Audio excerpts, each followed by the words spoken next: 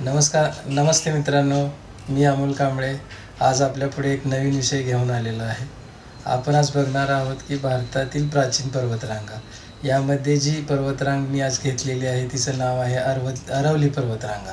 अरवली पर्वतरांगेचा इतिहास असा आहे की अरवली पर्वतरांग ही सर्वात जुनी आणि प्राचीन पर्वतरांग आहे, जी की देशामध्येच नाही तर जगामध्ये सर्वात जुनी आणि प्राचीन अशी पर्वतरांग म्हटली जाते. हिची निर्मिती ही अब्जावधी वर्षापूर्वी झाली. हिमालय पर्वत हा आपला तरुण पर्वत आहे मित्रांनो, आपल्याला माहितीच आहे. परंतु अरवली पर्वतरांगेचा ज्यावेळी आपण इतिहास पाहतो त्यावेळी आपल्याला हे जाणून घेणं महत्त्वाचं आहे की तिचा विस्तार कुठून कुठंपर्यंत आहे. तसं पाहिलं गेलं तर अरवली पर्वतरांगेचा विस्तार हा गुजरात, राजस्थान, हरियाणा, दिल्ली आणि तिथून पुढे आहे. हिची टोटल जर आपण विस्तार पाहिला आणि किलोमीटरमध्ये लांबी पाहिली तर 800 किलोमीटर लांबी आहे.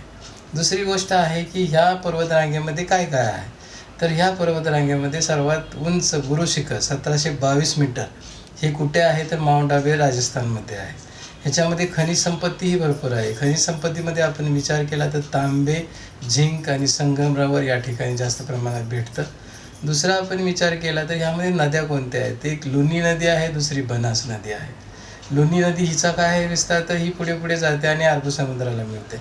परंतु कधी कधी आपल्याला असं दिसलं जातं की ती मध्येच कुठेतरी आटलेली आहे, ह्या प्रमाणात आहे. दुसरी गोष्ट अशी आहे की ह्या नद्यांचा जर इतिहास आपण पाहिला तर ह्या नद्या ह्या हंगामी वाहतात.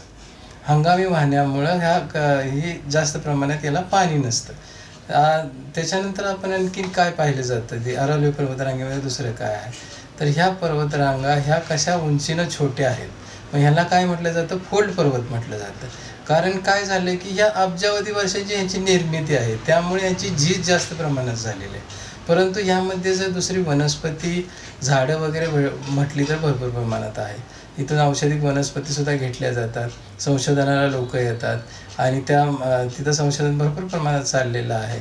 आणि हे एक काय आहे, आपल्या देशाची शान आहे. कारण ह्या पर्वतरांगा आहेत ह्या खूप जुन्या आहेत, प्राचीन आहेत आणि त्यामुळं आपली जी भौगोलिक परिस्थिती आहे आपल्या ज्या 4 राज्यांची ती वाढवण्याचं काम ह्या पर्वतरांगा करत आहे. आणि आपल्याला मिळालेलं हे खनिज संपत्तीचं एक मोठं स्थान या ठिकाणी आहे, असं आपण बघितलं तर आपल्या लक्षात येईल.